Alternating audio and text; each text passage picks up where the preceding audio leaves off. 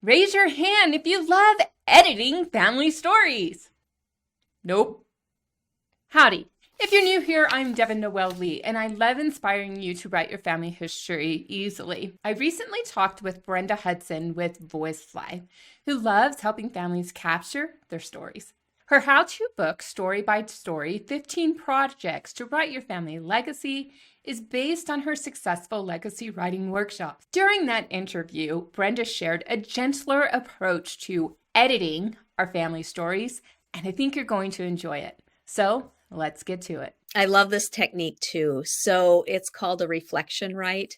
Okay. And I feel like it's a gentler way of revising than what we normally think of going in with our red pen and kind of making it better. And especially for journalers who are used to writing and the brain dump idea. And for our purposes here, that first draft where we are writing whatever comes to mind, like we are used to writing, but we don't often take the step back and review our writing, not so much as like I'm going to figure out the best grammar now, but it's a reflection, right? Where you're reflecting, you're being really curious about what you just wrote. And I don't know about you, Devin, but when I write with my train of thought and I'm not overthinking for the best possible words or whatever, sometimes I'm not even sure what I just did.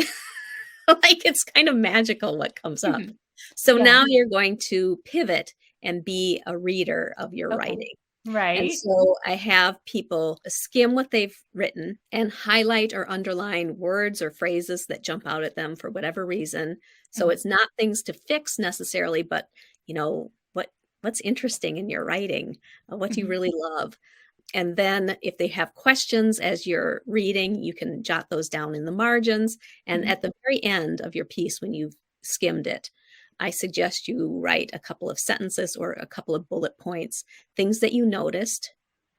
Are there any themes going on? What questions do you have from this?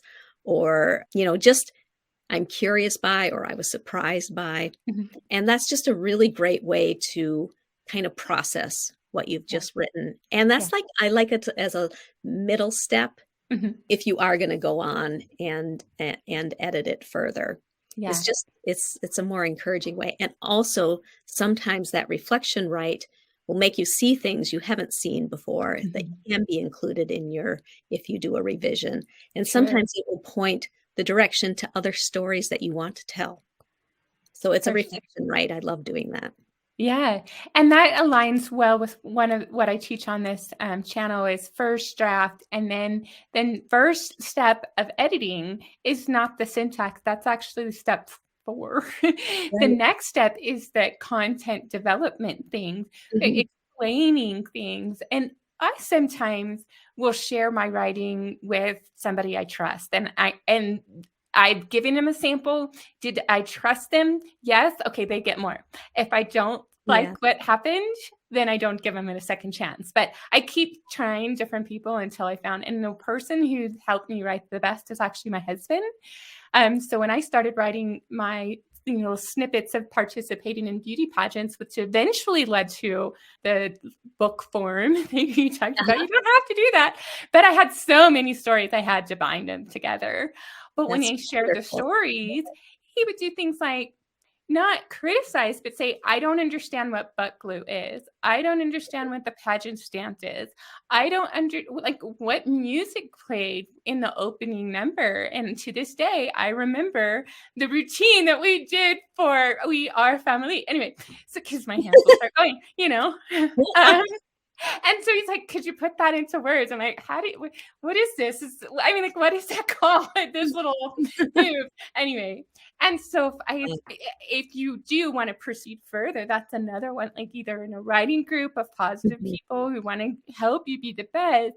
And when they ask, I don't understand what that is, it's not because they're being mean. It's like, just give us more clarity. Like, again, what is that pageant stance? Not everybody's going to know what it is, right? So you have to it gives you the ability to expand your story further if it's possible to expand that story. So I do like that editing steps. Like leave the grammar person has a purpose, but much, much later in the writing process. Did you enjoy that gentler way to consider editing before you focus on the commas and the syntax? I sure did. If you feel encouraged, take a moment to like this video and then leave comments that you'd like Brenda or other genealogy writing educators to answer in the future. Until next time, know that you can write your family histories. And if you need more tips and tricks on how to do that, check out the video right up here.